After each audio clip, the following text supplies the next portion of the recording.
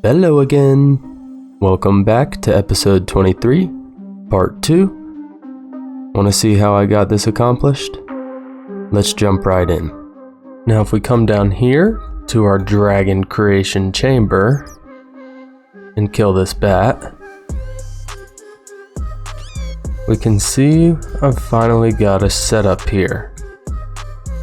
Now underneath of here, I've got a little bit of a design that I'm hoping is going to work the way I'm expecting it to, but there's one way to find that out.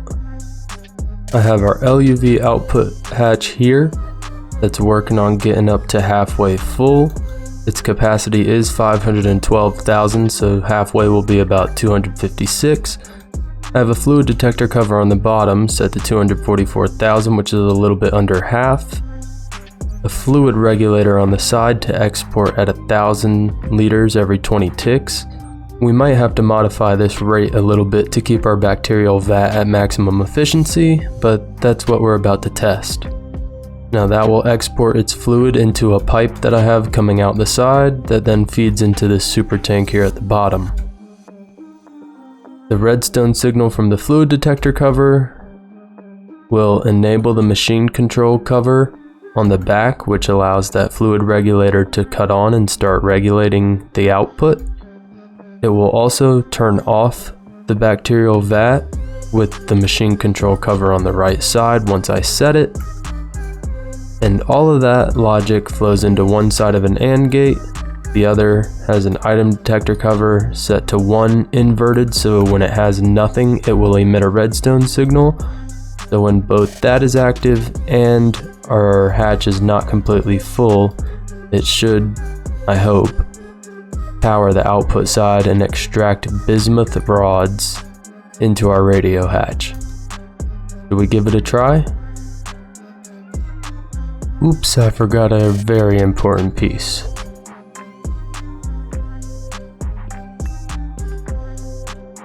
And I guess since it's an AND gate, I need this to be just 2 inputs? How do I get that to work?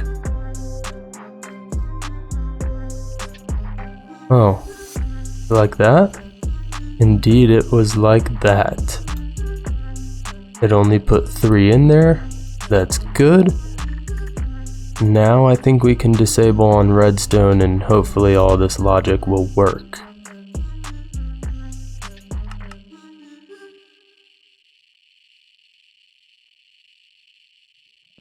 I must be forgetting some input here.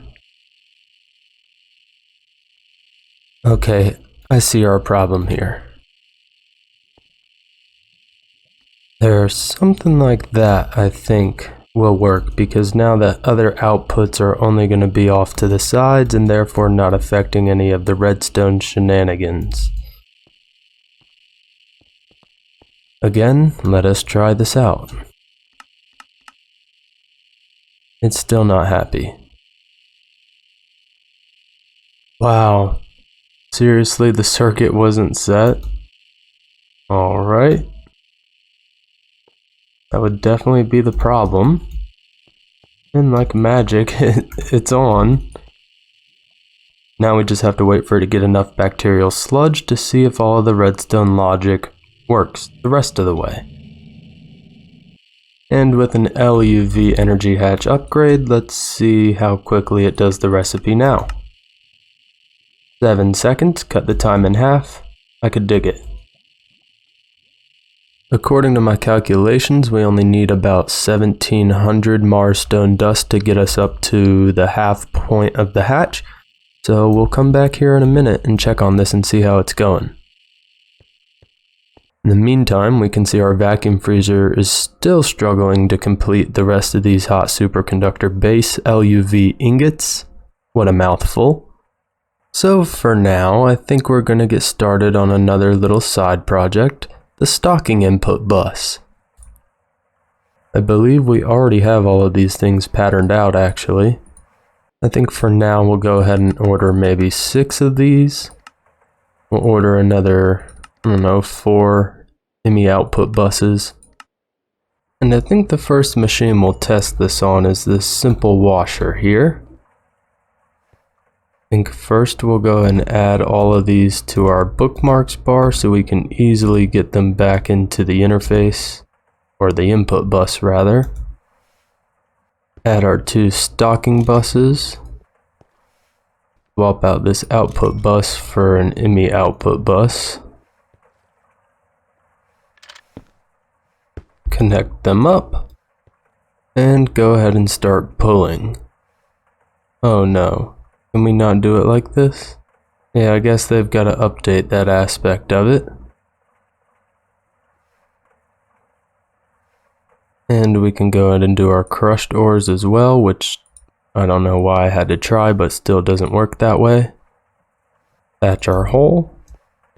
Enable void with excess. And start the machine. Wow, that did that incredibly fast. Now I think we should be able to do the same thing for this electrolyzer here. And not require these stupid little buses anymore. So I've been wondering why the production is only at 4600 even though it's expected to be at 81,000% right now. So it took me about 10 minutes to realize this, but our input hatch is not getting distilled water quick enough. I have a solution. The real question is, where can we fit another distillation tower? Alright, everything is hooked up. I should just be able to disable with redstone. We'll see it turn on. Distilled water will fill up extremely quickly now. Hopefully this will be able to keep up with the bacterial vat. So now if we enable it, we should see a lot more production come through. Expected production and production values are where they should be. Our hatch is in fact receiving distilled water, and our distillation tower looks like it's able to keep up way better than our single block distillery. Now, I also think I want to upgrade these energy hatches on the distillation tower, as we recuperate our benzene levels just fine before we have to re-engage, but the more power I start to consume, the less likely it's going to be able to keep up. That looks much better, about 4,000 or 5,000 at a time now. Let's go back and check on our dragon creation chamber. Very close, let's stay here, see what happens. Well, at least it disabled the machine, but we're definitely not outputting any fluid at the moment. I had to put a red alloy wire on the regular clean stainless casing behind here. That way it actually transmits a signal to actuate the fluid regulator. But it appears like we're actually staying within the production efficiency level and exporting bacterial sludge at the same time. We'll come back and check on this in about 10-15 minutes and make sure everything's still running right, but I believe this is the first step to our dragon creation chamber done. I can't wait to see how nice I get this. Okay, just before we start patterning everything out for the dragon egg, yes, you heard that right, we're going to first create 2 different storage cells, one for conductive iron, drop them in the cell workbench, and into a drive, and now we'll code it a recipe, and not forget to change the circuit type, put it to our LUV assembler, and now we should be able to auto craft smart cables. Last but not least, our dense cables will require energetic alloy, in which we repeat the same process. Fluid to extractor, rename the drive, partition the drive, add it to a drive. I think they're really called storage cells, but we'll go with whatever I've been calling it. And now the recipe for dense cable. So finally, if I want to autocraft, I don't know, 64 dense cables, we can't. Why not? I put the wrong circuits in that pattern. Bet somebody had a good laugh at that. That's better. 64. Start. Should see our fluid extractor start to work. Our drives might not become populated because they're automatically being used. But with all that being said, I can finally start to hook up this room that looks like death at the moment because of pollution.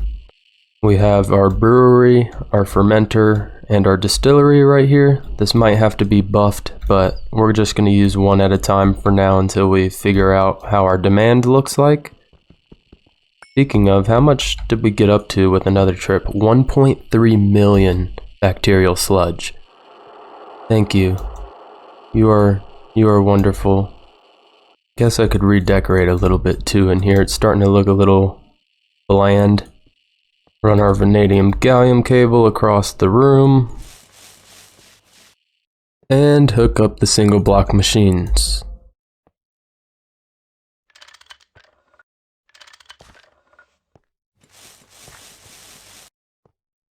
We'll put our input hatch for the first part of the large chemical reactor process right here on the corner. That will allow us to insert our mutagen that is produced from this distillery here at the end. And we can use these lovely little facades to cover that up. We also need a fluid conduit network here to transfer fluid from the fermenter to the distillery, and some to transfer from the first step, the brewery, to the fermenter. We'll add a dense cable at the bottom so that any channels coming from the rest of the room can evenly be split easily in the future. And we'll run this guy all the way across the room to hook up our uranium interface. Now if we attach a conveyor to the bottom and set it to import and create some tiny piles of uranium, we should see those get fed in. Okay, I might have to add them to the interface first. And we can see everything start to work beautifully. And we can see our input hatch start to fill with mutagen. Which reminds me, I already had some. Now that brings us to this step. I think we can go ahead and fix our maintenance problems. And now I kind of just got to figure out how I want this laid out. So our first recipe, I think we can just do regular items. And it appears I left out a step in the entire design process. Don't we just love when that happens? So first, a new brewing machine. Second, another LCR. Let me not forget to put a machine control cover on all 4 of these. I might need some filters now that we're sharing an interface. Anyway, our fluid conduit will extract from here. We'll do extract on white and insert into the hatch. But then we're going to need an item conduit filter somewhere in here. Insert, filter, and I think we'll just blacklist biochaff. And now if we add an item conduit to the front which shares the network, we should be able to insert, filter, biochaff, white. It appears. Now we just need the growth medium liquid. That could be a little tricky. Next we'll grab an EV brewery. Probably need a transformer for this one. Input faces to the right. That way output will face this way. We need to disable the fluid conduit up here. This will end up pushing its fluid into our brewery. All he should need is a reservoir with a pump to pull it in. And now some growth medium to be input. Now on this blacklist we'll also have to add growth medium and craft up a couple more conduit facades just so we can make it pretty. Now we'll come to our extermination chamber room, which eventually we need to put a storage bus on this, but for the time being I'll just dump a ton of this into the system myself. I don't know if we'll need bones for a long time. For now, I think I'm going to first clear this pattern. We'll take ghostwood saplings, turn those directly into, that's not what I meant to do, wood ash. And for some reason, I really hate the fact that I can't hit that teleport unless I come a little bit over this threshold. I really don't understand that. Now I think if we go in here and craft up a fat batch of this, we should have everything available. Looks like it's directly going into the interface, and now we'll start to build a stockpile. So if we go to the dragon chamber, we can see bacteria is being created, passed into here to create, well, growth medium is being created into liquid. That's being passed into here to create bacteria, and that bacteria goes into our input hatch, which will be used in the first step of the process. The first step of the egg process, that is. The big egg. Okay, so just curious, if I try to craft one of these, will it work? No, we need spawn eggs. Good thing I have a few of those, including a creeper one.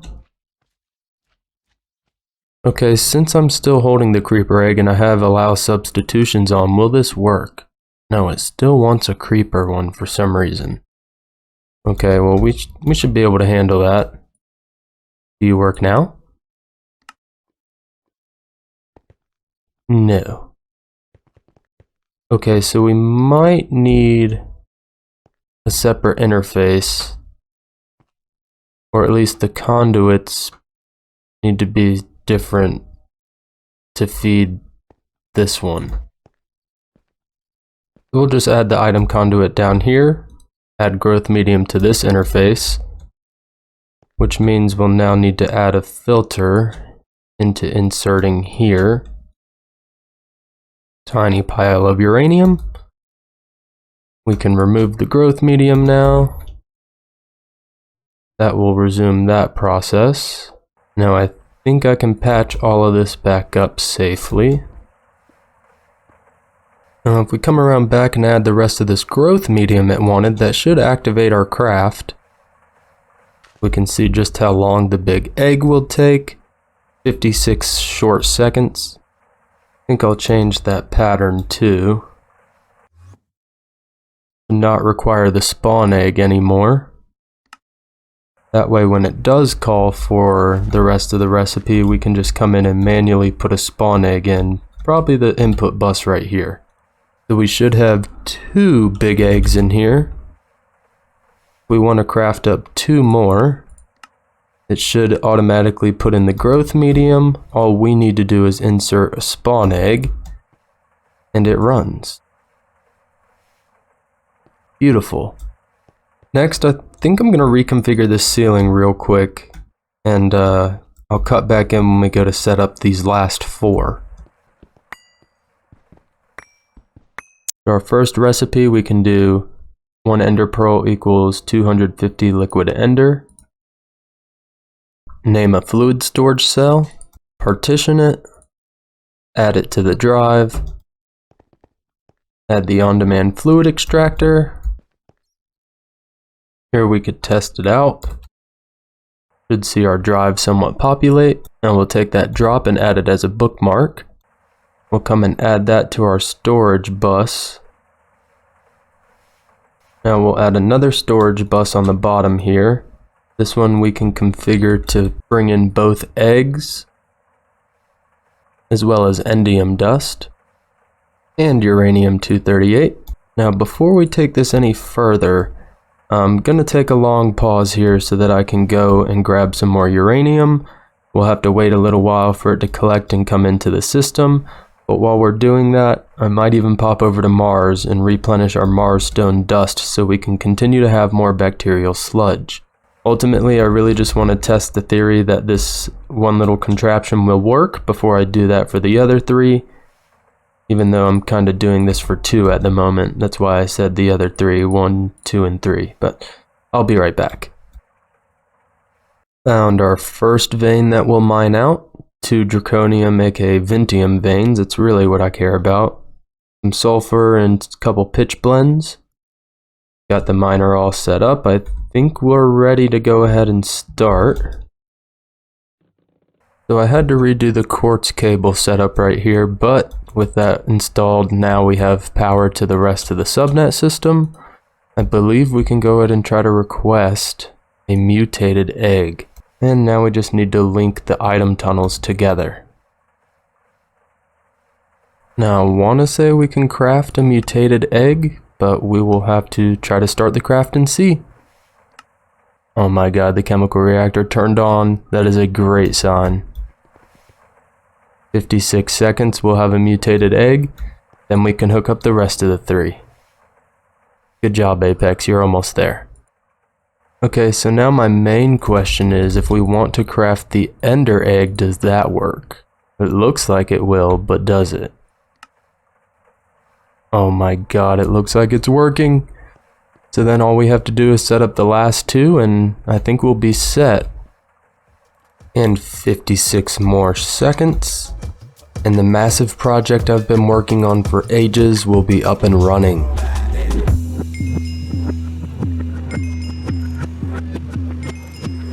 Wow, we might just have to turn all these spawn eggs into dragon eggs right away.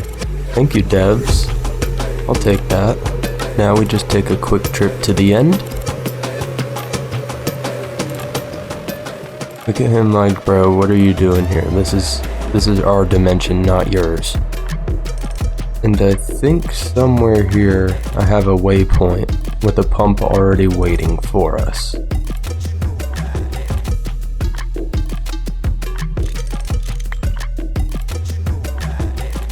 And we'll harvest a new island real quick. Do we break inside? Hello? Anything good in here? Ooh. And I got a bucket too, how lucky. Looks like we've finally got a full tank. Let's take it home. Ooh, and while I'm here, look what I just found. Hello, welcome to my colony. Okay, I don't know how. I was gonna say, I don't know how that's floating in the middle of the open. Alright, after coming home and processing some of this end powder as well as the few endium that we discovered, it looks like we can finally craft up 6 dragon eggs. This will be the true test to see if everything works. Like I mentioned before, we will have to come in here and manually fill our input bus with more spawn eggs to continue the process, but that's no biggie. And in about 15 seconds, our last dragon egg will be finished. There she is. Tried telling you guys I was gonna get these dragon eggs automated. It is now complete. Just a few more enhancements to add over time, but we can now auto-craft them clearly. I know I've said it 100 times, I'm just so excited.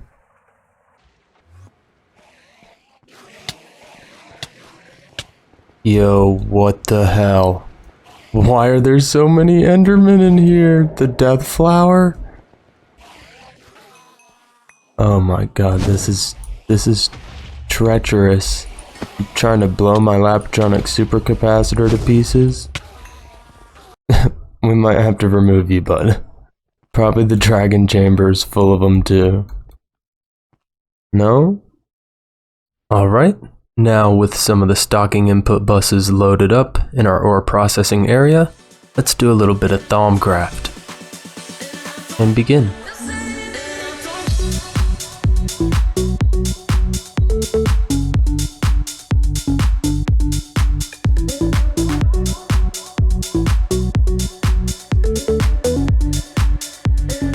First step complete. Next is essentia mirrors. Okay, I guess these have to be universal fluid cells.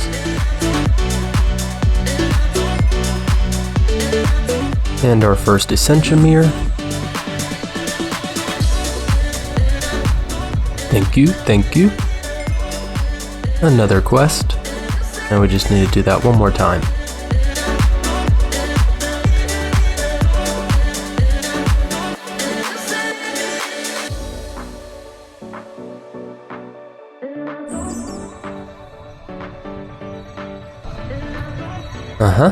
Thank you, thank you. Now let's just check the essentials that we need. Looks like a lot of these will be fairly easy actually. Everything is loaded up. Let's double check with our Acabus. It does indeed recognize the craft. At last, let's start the craft. And it's been a long time coming, but we finally have an Infusion Provider. No quest? What? Next, I'm going to break into this Golem tab just a little bit.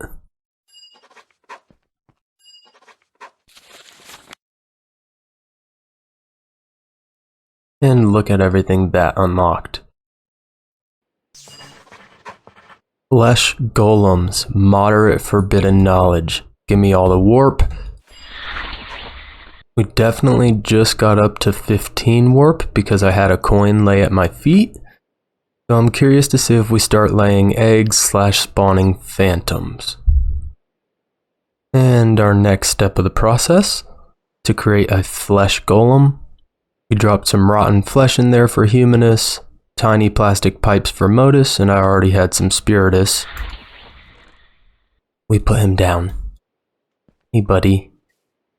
Now we've got to do something to give him life. Our first golem animation core. So we've got our 10 messes, we've got enough Mito, and we've got plenty of herba. That's the 3 aspects that this harvest animation core calls for. Looks like it's online. Now let's just hope it actually provides essentia over here. Do a backup just in case. And I guess let's see if this works. Oh, look at that count going down in the corner. This is great news. And it looks really cool too. I'm gonna have to redecorate in here at some point. Thank you. You are gonna go in here. Hello. Welcome to your new home. Boy, do I have a mission for you. So, in our harvest entry, it does show that the harvested material is simply dropped, which means we need another golem. I believe we have enough Spiritus in here for one more flesh golem. Indeed we did. Now, I wonder how I can get these guys back without killing them on accident. Oh, I need this Golemancer's bell. So I think we can just left click him to pick him up. And then I think we can just place him down right here. Now for our gather core, this is a simple recipe, we just gotta toss it in a crucible.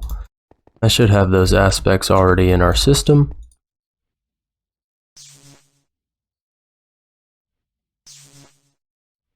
So I think we can place this guy here, give him his gather core, which will wake him up. And now if we right click on him, we'll get the gear icon. Master, what do you want me to pick up? Something specific or continue picking up everything? So let's grab one of him. And we'll add that to his specific inventory pickup list. Now I think we can right click to link it to this drawer, which means he will deposit all of his items that he collects into that drawer. Now, just as a test to make sure this functions as we are expecting,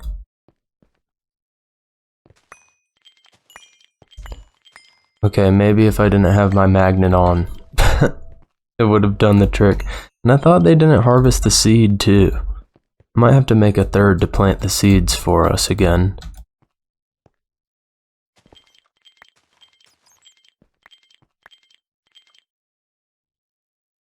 Oh, you don't want to drop it in your inventory, buddy? Maybe you can't deposit into that side. Do you not like storage drawers? Is that your problem? Okay, so it's definitely not the type of inventory. He just is proud, I guess. Now we'll just grab an order focus. This did require additional research, and it also states at the end that specific golem cores might benefit from this upgrade in other ways. You have to check their Thaumanomicon entry. So I came over to the harvest core and checked, and it does appear that if they are fitted with this focus, they will now attempt to replant the crop they just harvested. That should fix the issue we just noticed. Now we can see the little gem on his belt. He should replant his crops now. Oh, I think I see your problem, mister. I think I need to place you directly on top of your inventory. Alright, now let's see if they function properly. With the redecorated setup as well. Yes, he's depositing them, great. So with these gather golems, you actually have to place them directly on the inventory they will be depositing into, and you don't have to use the wand at all, come to find out. Now I might tweak this out a little bit more here in the future, but for now, this will continue our Rosa Mysteria farm. And last but not least, to end this episode, I've finally unlocked enough research to start with our hearts. Now, red hearts don't seem to have much use aside to craft the red heart canister. The red heart canister increases the amount of hearts the player has. They have to be equipped in the armor tab and the slot on the right with the symbol that looks like a red heart canister. Up to 10 can be stacked in this slot to allow for a total of 10 extra hearts. That don't seem too bad. Next up is yellow hearts. Its primary uses are in crafting the yellow heart canister. Yellow heart canister increases the amount of player hearts as well. Up to 10 of these can be stacked as well. Now the reason I did all that research is look at all these hearts that we have. Now we'll come to our dense input bus for our vending machine. And last but not least, let's grab some red heart canisters.